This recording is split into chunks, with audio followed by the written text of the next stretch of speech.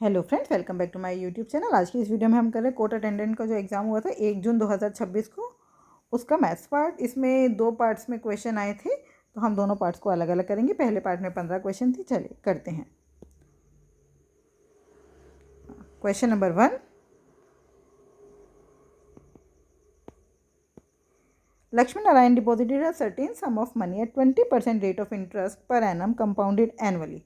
At the end of 2 years, Lakshmi Narayan received a total amount of rupees 52,128. What was the sum of money deposited by Lakshmi Narayan?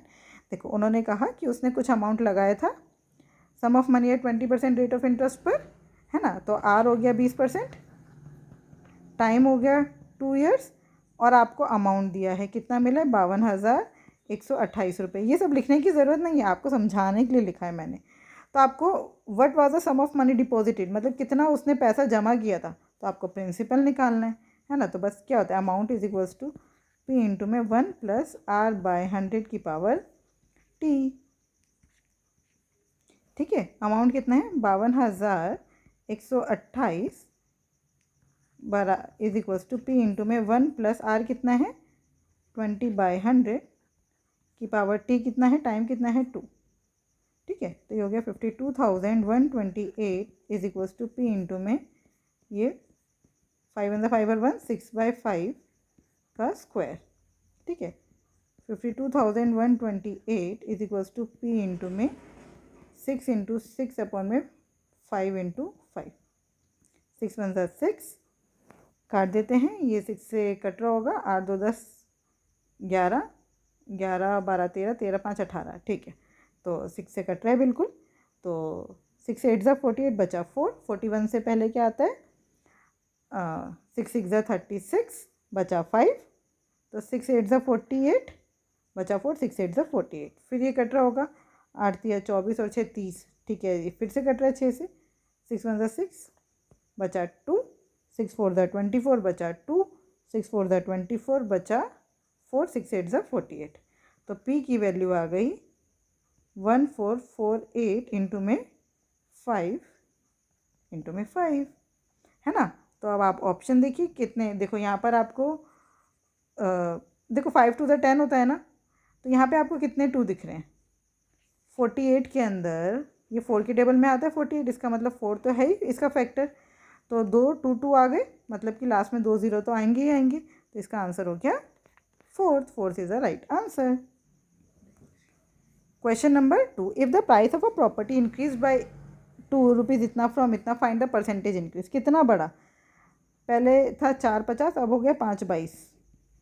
450 घटा दो इसमें से 2, 12 में से 5 गया 7, 72,000 का इंक्रीज़ हुआ है किस पर, 4,50,000 पर, इंटू में 100%। तो ये हो गया 3 0 से 3 0, 1 0 से 1 0। ठीक है, 5 9 ज़ा 45, 5 2 ज़ा 10, 9 8 ज़ा 72, 8 2 ज़ा 16% is the right answer. 16% is the right answer. Clear. Question number 3, two numbers have HCF 9 and LCM 216। If the smaller number is 27, find the larger number. दो नंबर है जिनका HCF 9 है और LCM 216 है, तो आपको पता होना चाहिए HCF इंटू में LCM is equals to product of two numbers. ठीक है, HCF कितना है 9, LCM कितना है 216, प्रोडक्ट ऑफ टू नंबर्स, एक हो गया 27 और दूसरा हो गया x। काट देते, 9 1 ज़ा 9, 9 3 ज़ा 27, 3 7 ज़ा 3 8 ज़ा 16, 3 6 ज़ा 18, 3 7 ज़ा 21, 3 2 ज़ा 6, x की वैल्यू आ गई 72। ठीक है, 72 is the right answer. Question number 4, a stationery shop offers a scheme buy 10 notebooks get 2 free. The mark price of each notebook is rupees 25. Priya wants to buy 24 notebooks. How much money will she save by using this scheme compared to buying them at regular price? देखो, एक stationery shop है जो offer करती है 10 notebook. अगर 10 notebook खरीदेंगी तो 2 free मिल जाएंगी। ठीक है, हर एक the mark price of each notebook is 25। Priya wants to buy 24 notebooks. Priya कितनी नोटबुक्स खरीदना चाहती है 24। How much money will she save by using this scheme compared to buying them at regular price. तो वो कितना, देखो 24 नोटबुक खरीदना चाहती है, इसका मतलब वो पे कितने का करेगी, 20 का, उसको 4 फ्री मिल जाएगी, तो कितने रुपये बचे, 25 गुना 4, 100 रुपये बच गए, है ना। कितने रुपये बच गए, 25 गुना 4, 100 रुपये बच गए, ठीक है ना। 20 नोटबुक का ही पैसा पे करेगी और 4 नोटबुक फ्री मिल जाएगी, उसके पास टोटल 24 नोटबुक आ गई। Question number 5, find the number of years in which 1300 will amount to rupees इतना, मतलब एट 10%। देखो कितना इंक्रीज़ हो रहा है, पूरा 26 हो गया, मतलब पूरा 100% इंक्रीज़। तो 10% अपने 100% कब बनेगा, 10 से गुणा करूँगी, तो इसका मतलब 10 सालों में। अगर आपको ये बात नहीं समझ आ रही तो लिख लेना। सिंपल इंटरेस्ट कितना आया, 1300। भाई 1300 2600 बनेंगे, तो इसका मतलब 1300 सिंपल इंटरेस्ट मिलना चाहिए। तो SI is equals to P into R into T upon में 100। SI कितना है, 1300, प्रिंसिपल 1300, रेट 10%, टाइम मुझे पता नहीं है, नीचे 100। 1300 से 1300 कट गया, 10 ये कट गया, टाइम आ गया 10 years. Question number 6, a man buys a pen for ₹100 and sells it at 20% profit. The buyer sells it again at 10% profit. What is the final selling price. एक आदमी है, वो 100 रुपये, a man buys a pen for ₹100 और 20% profit पर बेच देता है। The buyer sells it again at 10% profit. देखो पहले 100 रुपये का पेन था, कितने परसेंट प्रॉफिट में बिका, 20%, तो ये कितना हो गया, 120/100। फिर जो बायर है उसने 10% के प्रॉफिट पे बेचा, ये कितना हो गया, 110/100। इतना मिला, तो ये फाइनल सेलिंग प्राइस हो गया। 2 0 से 2 0 कट गया, 1 0 से 1 0, 1 0 से 1 0, 12 गुना 11, तो कितना हो गया, 12 11 132। 132 is the right answer. Question number 7, the bar graph, मैं बार ग्राफ पेस्ट कर देती हूँ। देखिए जो बार ग्राफ है क्या कह रहे हैं, the bar graph given below shows the sales of 4 different product, product 1, product 2, product 3 and product 4 during the first 6 months of the year, ठीक है, January to June. Find the increase in the total number of unit sold of all the products in the month with the maximum total sales as compared to the previous month. आपको ये बताना है maximum total sales कहाँ पर हुई है। तो देखो ये तो सारी वैल्यूज़ कम कम ही है, ये भी, इन दोनों का टोटल देख लेते हैं, मैक्सिमम सेल कहाँ हुई है। Find the increase in the total number of units, तो इन दोनों को टोटल आपको करना ही पड़ेगा, क्योंकि उन्होंने पूछा कितना इंक्रीज़ हुआ है ना, तो माइनस तो करना ही पड़ेगा पहले।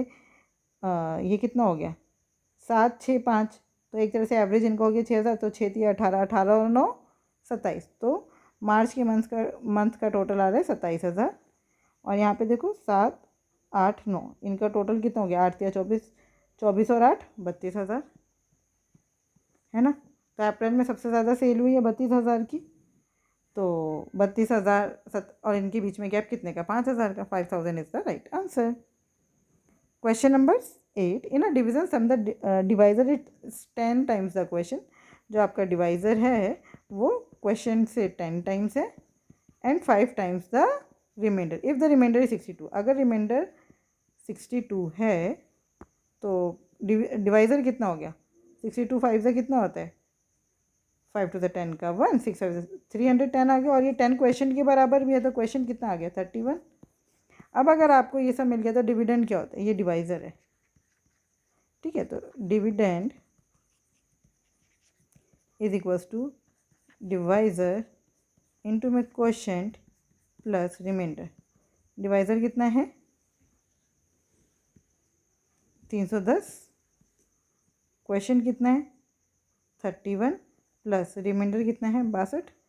अब आप यूनिट डिजिट देख लो, ये आ गया 0 1 0 प्लस 2 कितना आएगा 2, 2 जहाँ पर दिख रहा है वही आंसर है, पूरा सॉल्व करेंगे ही नहीं।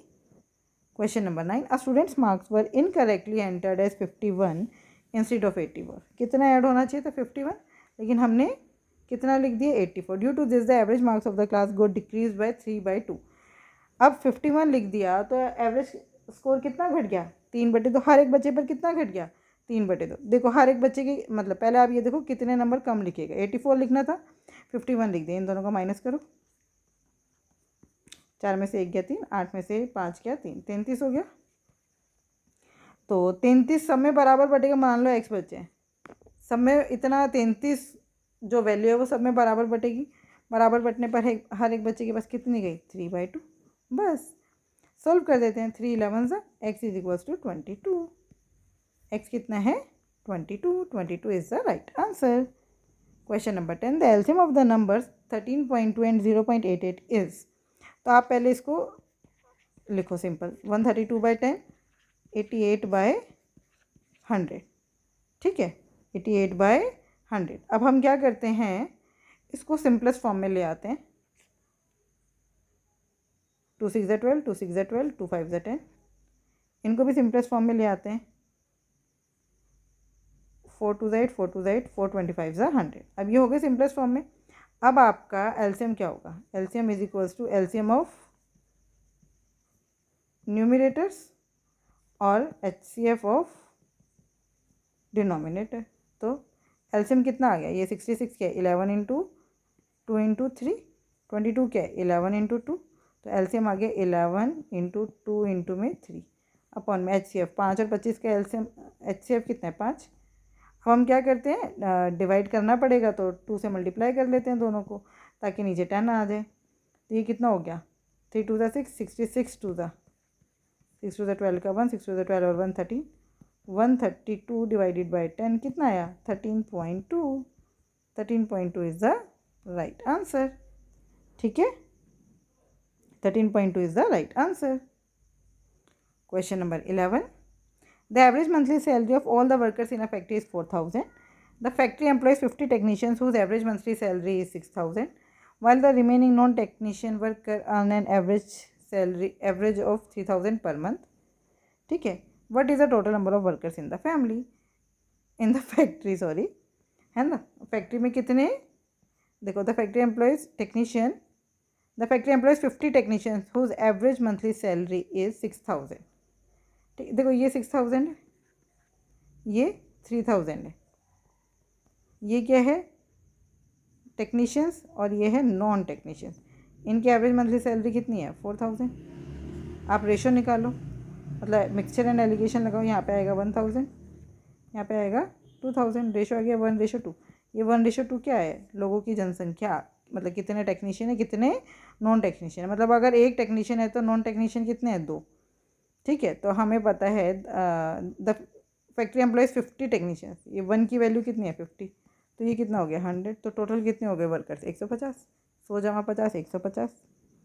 Question number 12 a shopkeeper marks an article at ₹X and offers a discount of 60% on it he sells it for ₹396 after charging a VAT of 20% on the discounted price what is the value of x। एक shopkeeper है उसने अपने article का price रखा है x और वो discount देता है 60% तो बिक कितने में रही है 40% पर और वो कितने में बेच रहे हैं 396 रुपीज़ में after charging a VAT of 20% on the discounted price. अब इस प्राइस पर उसको 20% का वेट मिल रहा है मतलब ज़्यादा पैसा मिल रहा है ना 20% ज़्यादा तो 120% मिल रहा है इस प्राइस का 120% मिल रहा है तो वैल्यू कितनी आ रही है 396। सॉल्व कर देते हैं 1 0 से 1 0 1 0 से 1 0। 12 की टेबल में देखो 3 की टेबल में आ रहा है ये बिल्कुल आ रहा है 4 की टेबल में आ रहा है तो इसका मतलब 12 में भी आएगा 12 3 ज़ा 36 12 3 ज़ा 36। ठीक है तो 4 25 ज़ा 100 x की वैल्यू आई 33 इंटू में 25 25 3 ज़ा 75 इंटू में 11 हो गया मैंने 33 को खोल दिया 11 इंटू 3 कर दिया तो ये हो गया 5 7 5 12 का 1 7 और 1 8 825 is the right answer. Clear answer is 825। Question number 13 Rita buys an old scooter for rupees इतना and spends rupees 800 on its repair. If she sells the scooter for rupees इतना her gain percentage देखो उसके लिए CP कितने का पड़ा जो repair पे लगाया वो भी उसका कॉस्ट का ही पैसा है तो ये हो गया 0 0 8 7 15 का 1 5500 में ख़रीदा 5800 में बेच दिया तो प्रॉफिट कितने का हुआ 300 का किस पर 5500 पर इंटू में 100% 2 0 से 2 0 कट गए। ठीक है 5 11 ज़ा 5 6 ज़ा 30 60 आ गए 11 5 ज़ा 55 बचा 5 5 5/11%। Fourth is the right answer. Question number 14 in what ratio must a grocer mix 2 varieties of wheat worth rupees इतना एंड इतना so that if he sells the mixture at 87 rupees per kg he may gain 45%। तो देखो मतलब 45% gain होने का मतलब क्या है, उसको 145% मिल रहा है।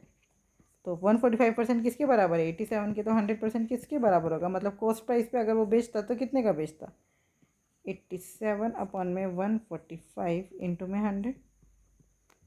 तो हम काट पीट मचा देते हैं।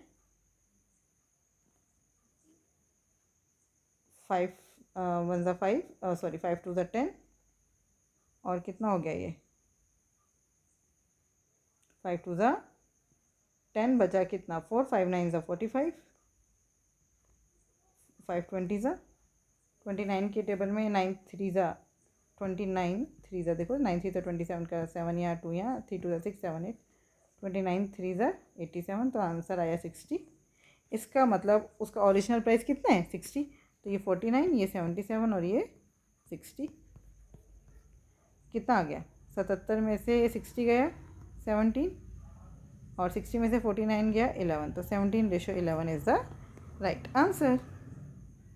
Question number 15 and the last question of this video. In a cricket match, a batsman scored 90 runs, which included 7 fours and 4 sixes. What percentage of his total score did he make by running between the wickets? तो कितने उसने मतलब wicket के में बीच में दौड़ दौड़ के लिए, तो 7 4 ज़ा 24 प्लस 6 4 ज़ा 24, इसका मतलब 48 मार्क्स। तो 48 रन तो उसने चौके छक्के लगा के ले लिए। तो 90 में से 48 गए, कितना बचा 42।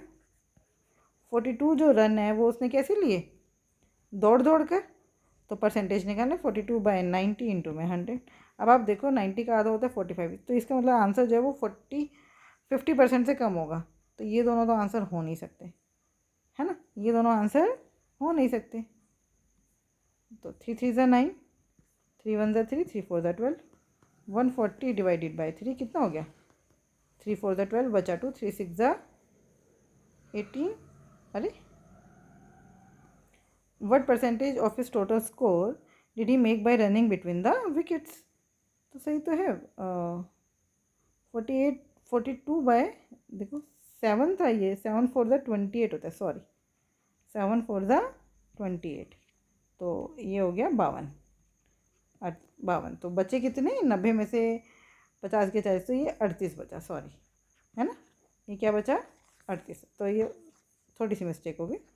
38/90 इंटू में 100, ठीक है। तो ये हो गया 380/9%।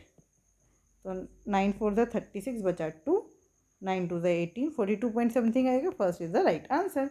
आई होप ये 15 क्वेश्चन आपको बहुत अच्छे से समझ आए। फिर भी कोई डाउट हो तो आप मुझसे जुड़ सकते हो @maths PS1 टेलीग्राम चैनल पर। Thank you, keep learning, keep practising.